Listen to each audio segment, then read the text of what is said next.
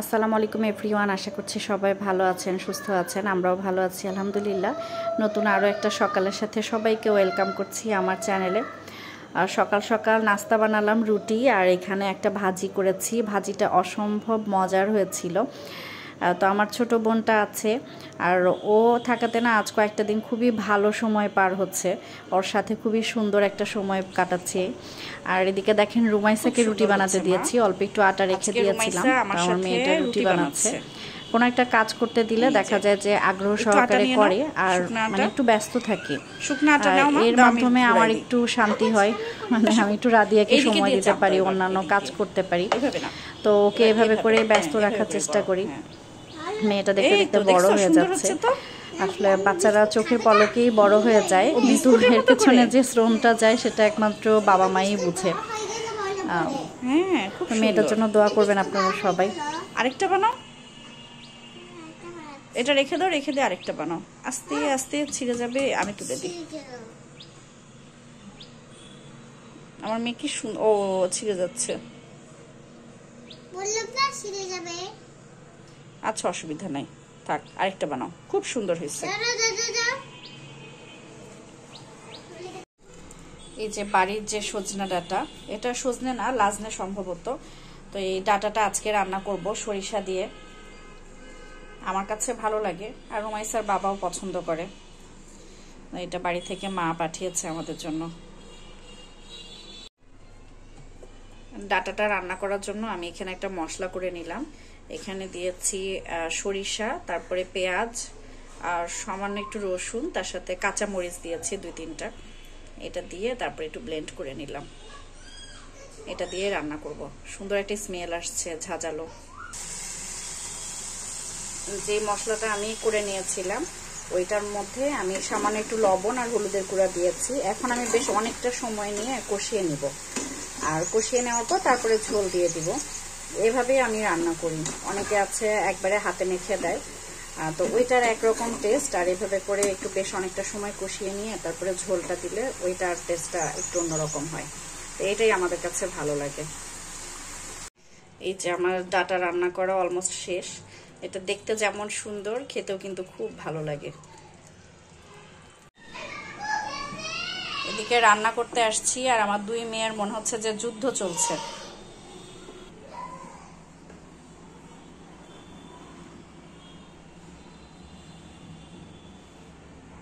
সব সরপোশগুলো ধুয়ে দেওয়া দরকার, অনেকদিন ধোয়া হয় না।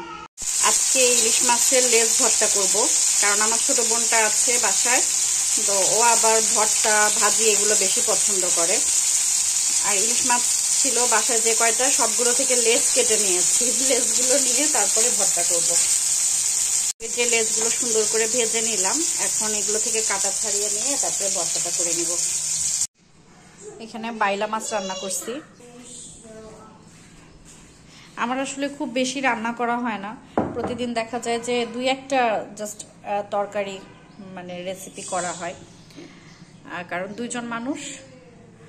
আর সব থেকে বড় কথা যে আমার রান্না বান্না করতে খুব সমস্যা হয়ে যায় 2টা বাচ্চাকে নিয়ে।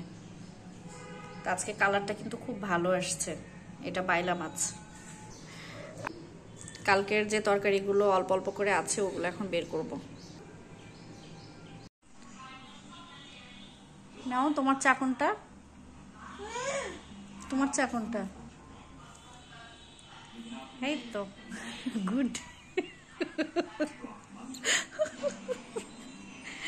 এইটাতে নিয়ে খাইলে কিন্তু বেশি মজা। চাচি খায় না, আগে খাইতো না স্টিলের ওই বড়টাতে। নে নে নে, তোর হাতে সুন্দর লাগতেছে।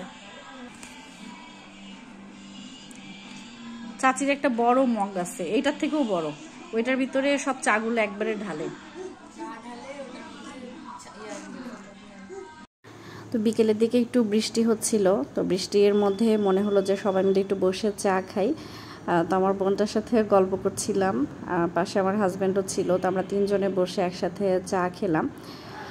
আমি আবার স্টিলের মগটার মধ্যে চা খেতে বেশি পছন্দ করি। দেখা যায় যে ওইটা ভর্তি করে নিয়ে চা নিয়ে যদি বসি তাহলে ভালো লাগে, গল্প করা হয় আবার চাটাও খাওয়া হয়।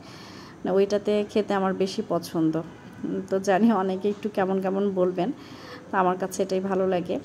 তো রাত্রেবেলা আজকে আর তেমন কিছু খাবো না। মা বাড়ি থেকে যে পেঁপে দিয়েছিল সেগুলো পেকে গেছে, পাকাই ছিল, গাছ পাকা, তো একটু নরম হয়েছে, তো এটা খাবো এখন। তো এটা কাটছিলাম আর ভাবলাম যে আমার বোনকে একটু বলি ভিডিও করে দিতে। কালারটা এত সুন্দর আর এত মজা, খুবই মিষ্টি, আমার কাছে খুব ভালো লাগে, রুমাইসার বাবাও খুব পছন্দ করে। তো আমি বটি দিয়ে বসে বসে কাটছিলাম। তো আজকের ব্লগটা ছোটো আকারে আপনাদের সাথে শেয়ার করছি। ইনশাআল্লাহ সামনের দিন থেকে আপনাদের সাথে চেষ্টা করব বড় বড় করে ব্লগ শেয়ার করার, আর আমাদের ডেইলি যা যা করি সব কিছুই আপনাদের সাথে টুকটাক করে শেয়ার করার। তো আজকের ব্লগটা ভালো লাগলে অবশ্যই একটা লাইক দিয়ে দিবেন ভিডিওতে, আর চ্যানেলে যদি নতুন হয়ে থাকেন তাহলে অবশ্যই চ্যানেলটিকে সাবস্ক্রাইব করবেন। আসলে না অনেক ব্লগ আপনাদের জন্য রেডি করা আছে, কিন্তু আমি সময়ের অভাবে না সেগুলো ভালোভাবে ভয়েস ওভার করে আপনাদের সাথে শেয়ার করতে পারছি না। মানে দেখা যায় যে এত কাজের প্রেশার, তারপরে বাসায় টুকিটাকি আসলে অনেক ঝামেলার মধ্যে থাকতে হয় আমাকে, তো এই জন্য আমি চেষ্টা করেও করে উঠতে পারছি না। তো যাই হোক, এখন রুমাইসা ঘুমাবে, তো ওকে ঘুমের আগে 1 গ্লাস দুধ দিব, তারপরে ওকে ঘুম পাড়িয়ে দিব। তো আজকে ব্লগটা এখানে শেষ করছি। সবাই ভালো থাকবেন, পরবর্তী ব্লগে আবারও কথা হবে। সে পর্যন্ত সবাই আমাদের জন্য দোয়া করবেন। আপনাদের সবার জন্য মন থেকে অনেক অনেক দোয়া আর ভালোবাসা। কথা হবে পরবর্তী ব্লগে। সে পর্যন্ত আল্লাহ হাফিজ।